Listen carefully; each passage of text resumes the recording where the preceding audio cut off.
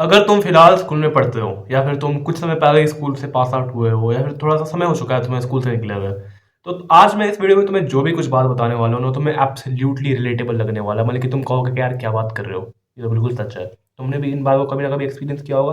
Video का and तक देखना।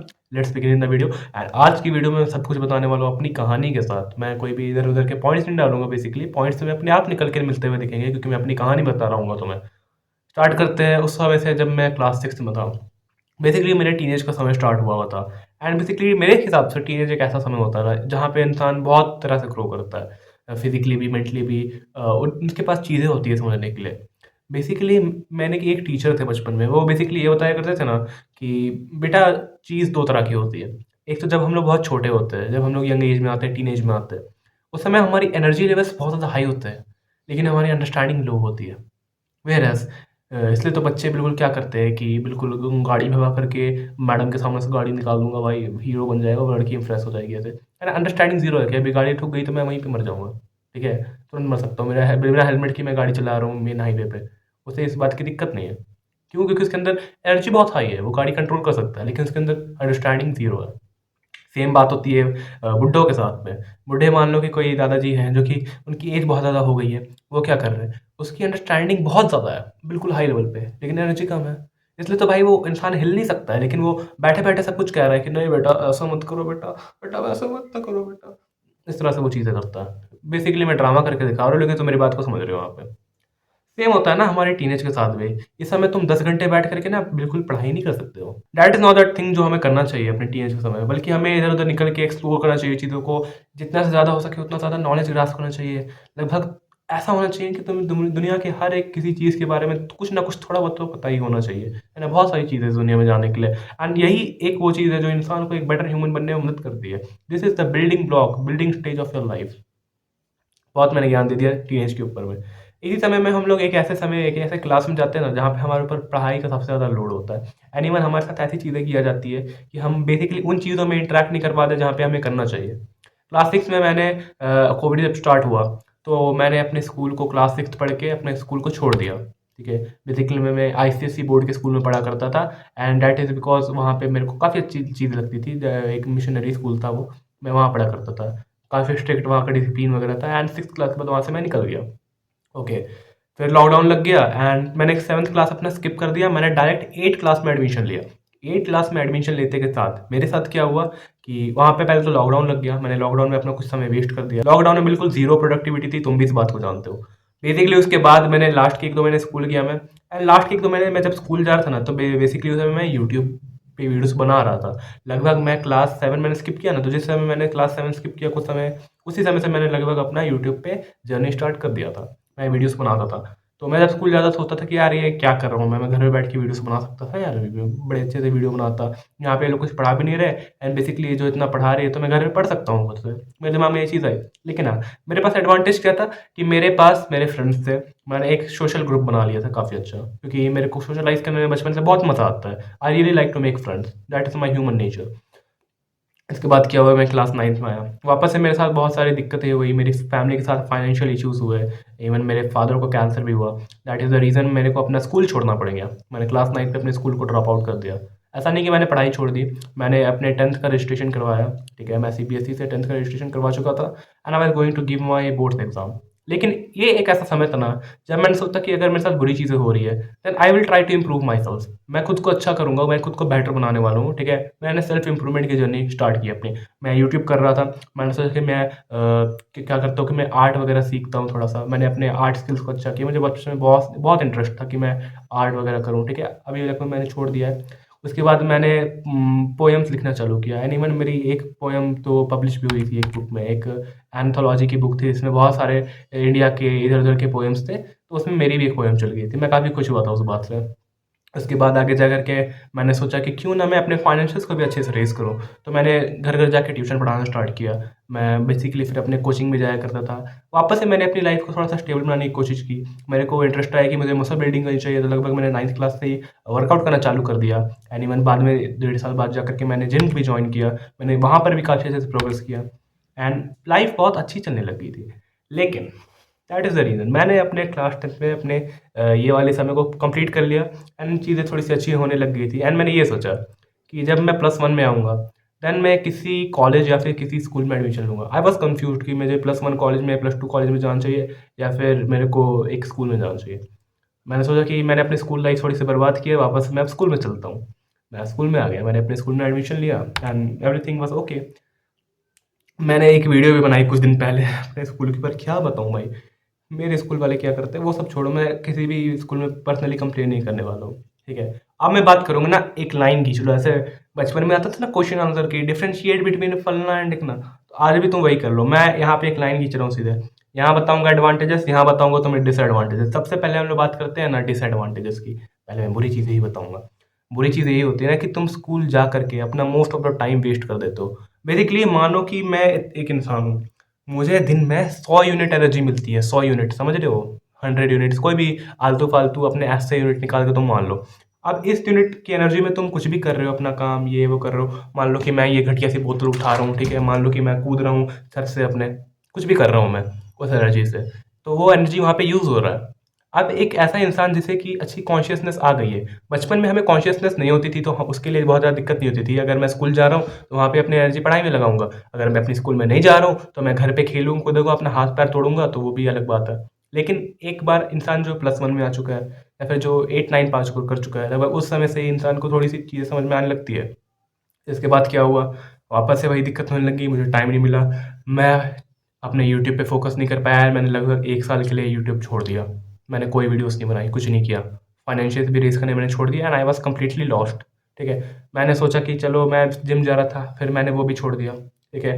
लास्ट में आकर के मैंने जिम क्यों छोड़ा, मैंने इस चीज़ को भी बहुत बार बताया है कि मैंने इस चैनल के लिए मैंने बहुत सारी चीज़ें छोड़ी हैं। मैंने अपना घर छोड़ दिया, मैं यहाँ पे इस खंडहर में रहता हूँ, वीडियोज़ बनाने की वजह से, ठीक है। मैं जिम नहीं जाता हूँ। बेसिकली मैं बहुत दिन स्कूल छुट्टियाँ मारता हूँ। बेसिकली मैं किसी कोचिंग में नहीं जाता हूँ पढ़ने के लिए। मैं बस 12th स्टैंडर्ड में हूँ। I am just 17 year old and I am making making this video.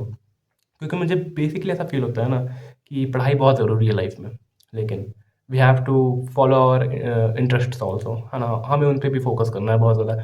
Because life बिल्कुल स्ट्रेट नहीं जाने वाली है हमेशा। मुझे नहीं पता मेरे साथ क्या हो जाए कल। आई रियली डोंट बिलीव कि मुझे ये जो सिस्टम है, जो पैराडॉक्स बन रखा है, ये मुझे यहाँ से उठा कर के एक अच्छी लाइफ़ में देने वाला है। एंड बेसिकली तुमने तो एक मूवी देखी है, मेरे को उस मूवी का नाम नहीं पता, लेकिन उस मूवी में रणबीर कपूर ने एक इतनी अच्छी डायलॉग मारी थी ना कि उसने कहा था यार कि मान लो एक हीरो है, ठीक है? एक मूवी स्टार्ट हुई, वो बंदा आराम से पढ़ाई-लिखाई करता है, उसे एक व्हाइट कलर की नौकरी मिल जाती है, वो उस नौकरी को करता है एंड खत्म हो जाता है, मर जाता है। क्या तुम्हें इस मूवी के प्लॉट को सुन के ज़रा सा भी मज़ा आया? नहीं मज़ा आया होगा तुम्हें। तो तुम्हारी लाइफ़ भी बिल्कुल वैसी है, अपनी ज़िंदगी को थोड़ा-सा मज़ेदार बनाओ। एंड मज़ेदार इस वे में नहीं कि तुम सब कुछ अच्छा कर रहे हो, मज़ेदार इस वे में कि तुम थोड़ा-सा स्ट्रगल कर रहे हो, बेसिकली। अब ये स्ट्रगल इस वे में नहीं होना चाहिए कि तुम अपने इंटरेस्ट पे ध्यान नहीं दे पा रहे हो। अपने इंटरेस्ट पे ध्यान देते हुए किसी चीज़ में स्ट्रगल करो। That is the thing I am going to explain you. I am trying to explain you. मैं इस वीडियो को ज़्यादा एडिट नहीं करने वाला हूँ, ज़्यादा गोल-गोल नहीं घुमाने वाला हूँ। सीधे मैं पॉइंट टू पॉइंट बात कर रहा हूँ। एंड मैंने बहुत सारी चीज़ें खोई लाइफ में अपने। एंड स्कूल यही करता है ना, कोई इंसान है जो कि मैंने 100 एनर्जी वाली बात बताई, 100 यूनिट की एनर्जी, मैं अपनी 100 यूनिट की एनर्जी को वेस्ट कर देता हूँ इधर-उधर। एंड कोई दूसरा इंसान है बी, जो कि अपनी 100 यूनिट की एनर्जी को स्टार्टिंग से सुबह से लेकर के शाम तक उस चीज़ में लगाता है। अभी मैं घर पे हूँ, मैं नहीं जा रहा हूँ स्कूल वगैरह, तो मैं दिन में 2 वीडियोज़ डाल पाता हूँ, बड़े आसान से, बड़े अच्छे से बोल पाता हूँ, मेरे माइंड फ्रेश होता है, मेरे पास आराम से टॉपिक्स ढूँढने का समय होता है, मैं फुल फुल अपने मूड में आराम से वीडियो बना पाता हूँ। लेकिन व्हेयर एज़ अभी मैं स्कूल जा रहा होता, तो ये चीज़ इतनी अच्छे से नहीं हो पाती। मेरे सर में दर्द हो गया होता, मेरे को कॉर्टिज़ोल लेवल बहुत बढ़ रखे होते एंड मैं बिल्कुल स्ट्रेस में डूबा हुआ होता। लेकिन जस्ट बिकॉज़ अभी मैं स्कूल नहीं जा रहा हूँ, तो मैं बहुत अच्छा हूँ, ठीक है। अब मैं कुछ स्कूल के बारे में अच्छी बातें भी करूँगा, ऐसी चिंता मत करो। मुझे पता है कुछ लोग वेट कर रहे होंगे कि भाई बुरा-बुरा ही कह रहा है। हाँ, हाँ, हाँ। तो दिक्कत ना कभी भी स्कूल या फिर पढ़ाई में नहीं है। दिक्कत होती है ना कि एक लूप में, कि तुम्हें ये करना है तो करना ही है। मान लो कि मैं एक ऐसा इंसान हूँ कि मैं अगर अपने स्कूल में जा रहा हूँ, तो मुझे अपनी बाकी कॉम्पिटिशन एग्ज़ाम्स की तैयारी करनी ही करनी है। समाज मुझे इस चीज़ में ढकेल देता है। मुझे उस वाले कोचिंग में जाना ही जाना है। समाज मुझे इस चीज़ में ढकेल देता है। तो मैं ये जेईई के एग्ज़ाम को देना ही देना है। इस चीज़ में मैं पड़ जाता हूँ। मेरे खुद की इंटरेस्ट, मेरे खुद के मन कहाँ चल जाता है मुझे नहीं पता। बिल्कुल। एंड मैं इस चीज़ में फँस चुका था। लगभग मैंने बताया ना, मैंने 1 साल अपने यूट्यूब को छोड़ दिया, हर जगह कर दिया। मैं इतना बुरा-भला भी नहीं कहना चाह रहा हूँ पढ़ाई को। पढ़ाई बहुत अच्छी चीज़ होती है। मैं दिल लगा के पढ़ाई किया करता था। बचपन से मेरे को पढ़ाई बहुत पसंद है एंड अगर मैं कभी स्कूल नहीं जाता ना, तो मैं इस चीज़ को कभी फ़ील नहीं कर पाता, बिकॉज़ एजुकेशन इज़ इम्पोर्टेंट। तुम्हें बेसिक मॉरल्स, तुम्हें बेसिक नॉलेज, तुम्हें बेसिक सेंस नहीं पता चलने वाला है जब तक तुम एजुकेटेड नहीं बनते हो। Going school is very necessary. There is a reason कि हम लोग उतने घटिया सिविलाइज़ेशन से उठ करके एक स्कूल वाले सिस्टम में आए हैं, ठीक है? मैं नहीं कह रहा हूँ कि इधर-उधर रामायण वगैरह की बात नहीं कर रहा हूँ, लेकिन हाँ, हम लोग स्टोन एज की बात करें, जहाँ पे कोई चीज़ नहीं हुआ करती थी। हम लोग एक-दूसरे को देख के सीखा करते थे, हमारे पास बात करने का तरीका नहीं हुआ करता था, हम लोग ढोल बजा के एक-दूसरे से बात किया करते थे। हम लोग वहाँ से उठ कर के यहाँ तक आए हैं। तो there might be a reason behind this ना यार, कि हम लोग इतना मेहनत करते हैं इन चीज़ों में, हर चीज़ में हम लोग इतना दिमाग लगाते हैं। ठीक है, ये वीडियो बहुत लंबी बनने वाली है, कि क्या होने वाला है मुझे नहीं पता। मैं बोले जा रहा हूँ, बोले जा रहा हूँ। पता नहीं मेरे अंदर से कहीं से ये बात निकल रही है। लेकिन प्लीज़ स्कूल को ब्लेम मत करो किसी भी चीज़ के लिए। स्कूल एक बहुत अच्छी जगह है। तुम बोल रहे हो कि भाई ये दोनों बात तू खुद ही कर रहा है, ठीक है? स्कूल अच्छी जगह है, लेकिन स्कूल का जो सिस्टम है, हमें हमें जो ये एक पैराडॉक्स में घुसाया जाता है ना, that is a bad thing.